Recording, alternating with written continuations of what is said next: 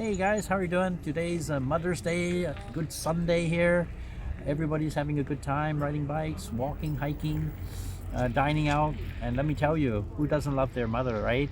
So, you guys, I hope you have a great celebration tonight. I'm not doing a live because I think most of you will be celebrating and I'll be celebrating. So, I'm just doing this video here just to keep in touch with you guys.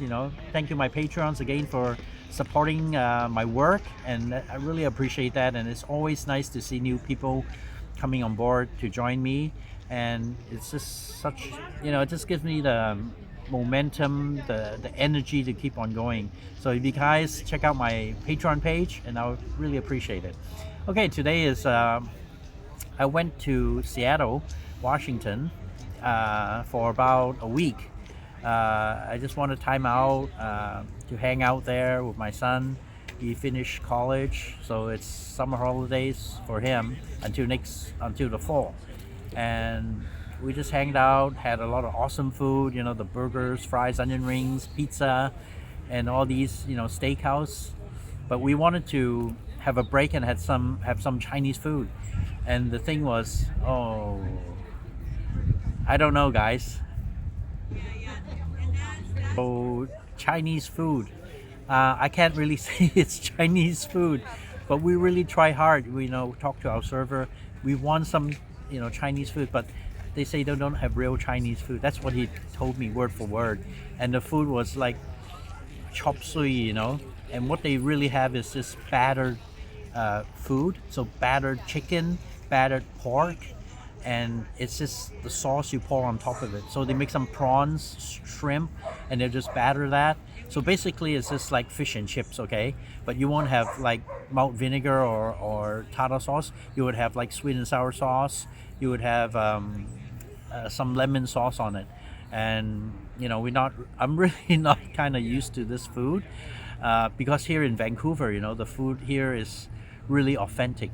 So if you guys in North America, I could say that in Vancouver, BC, has one of the best Chinese food around the world, because before 1997, when Hong Kong was still a British colony, a lot of people were afraid of the CCP, so they migrated.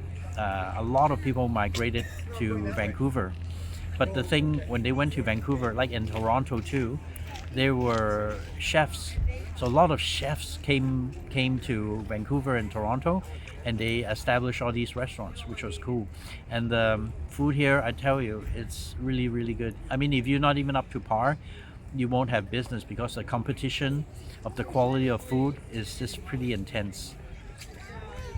Yeah, and the thing is, we talked to a waiter. We wanted some real, some Chinese food, and say, to be honest, not really, Chinese. So we had all these fried stuff, and I just ate half of it because it was just too much batter. You can't really eat so much batter. The fried rice was okay, acceptable, and the vegetables. We wanted some steam or just stir-fried vegetables. They don't have it actually. They just have it all chopped up in a hoisin sauce, a dark sauce, and just really like with gravy, mushy. So I don't know, other restaurants might be better, but the one we went in is a pretty, not much minorities were there. Okay, so there's only this Chinese restaurant, just stood up from a really, really small town. And at the end, we were talking to him. We had a like 45 minutes conversation, talking about their life there, and it was very interesting. But anyways, we just ate half of the food, and we joined them for the staff dinner. We ate their food instead. So they just invited us. Well, okay, we're gonna eat. You want to come and join us? So we ate. So we had some steamed vegetables, some steamed pork ribs, some chicken with a lot of bones and stuff like that. And some steamed rice. So that's pretty like a plain, good family cooking dinner, and it's an interesting thing. So it came out very interesting. But if you tell me to go back to eat all this battered meats, I don't think I'm gonna go for it. I'll go for the fish and chips instead. Yeah. But anyways, talking about a lot of cooks around the world especially in California or the West Coast. A lot of them came many years ago, hundreds of years ago they came from China to San Francisco because of gold mining and all that, and most of them, they came from one part of China, so they come from Fujian, so they can speak Fujian people. So they just went north, so they were in Washington State too, and they still do the restaurant business. And they're really, they talk to me, they really talk highly about Vancouver, BC. They say, oh, I want to go there to have dim sum, have yum cha. Wow, the food is so good.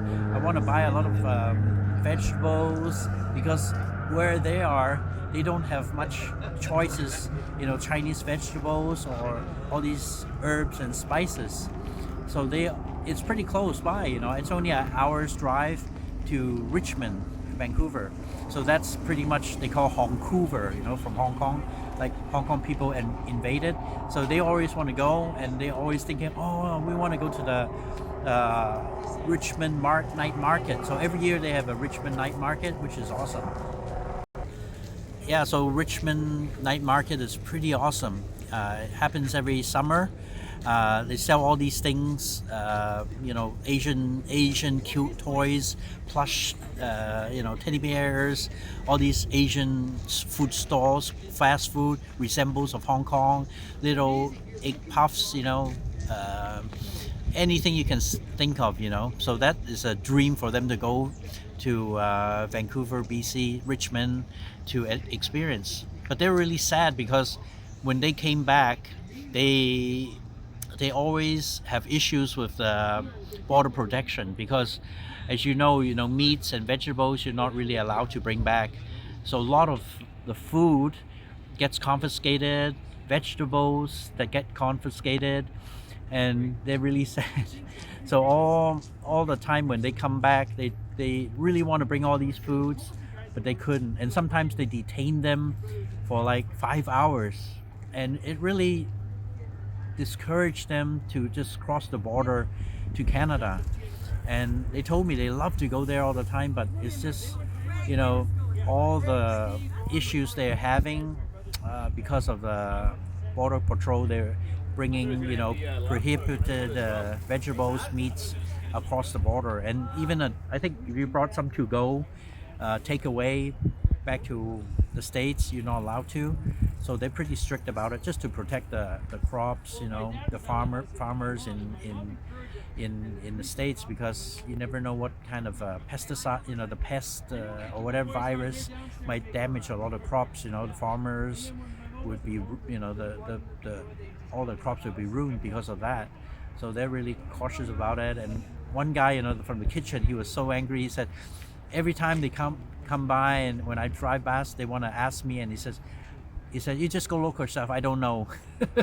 and he says, okay. And so they just searched the hell out of him, and then they didn't find anything illegal, which was pretty cool. But the officer asked him, why don't you just tell me what you have? And he just made up an excuse, I don't speak English. So that was pretty funny. But yeah, these guys, they love to come, to meet for, like a Chinese community and all that. But in Washington State, especially out, north, a few hundred miles, or, from Seattle downtown, it's not really concentrated of Asian, not a really big Asian community. And for us, eating outside, you would hardly see any Asian people. We went to a Japanese restaurant to eat some hibachi, and it was so funny. There, in the whole restaurant, there's not one Asian there. The only Asian was me and my son, and the boss was Asian. So yeah, it's pretty interesting, because in Vancouver, Canada, there's always so many Asians wherever you go. It's like invaded here. So I just want to tell you my experience spending a week in Washington State. And yeah, it's interesting. But these guys, the local guys, are really friendly. We had conversations and laughing, drinking with them, and really friendly people. But definitely you will feel that you're a minority, but I feel pretty happy because they didn't say, "Oh, well, you speak really good English. Where you learned your English from?" So that was one of the good things, positive things, right? I do get that asked a lot of times, right? So, anyways, thank you very much for watching my little vlog and my experience in Washington State. I'll go there all the time because there's a lot of food, groceries we can buy from here to bring back to Vancouver. Milk and eggs are very cheap there. The cost of living in Vancouver is pretty high. Yeah, check out my Facebook, Instagram. I love cooking. I love eating out. So check out my Instagram. Follow me there so you know what foods I come across. Give you guys cooking ideas or where to eat sometimes. I think it's awesome. And check out my Facebook page too. And thank you again for my Patreons. And if you're not on my Patreon, just come in, check it out, and it'll be awesome. So signing off from Mother's Day, and I hope you have an awesome night. Bye bye, guys.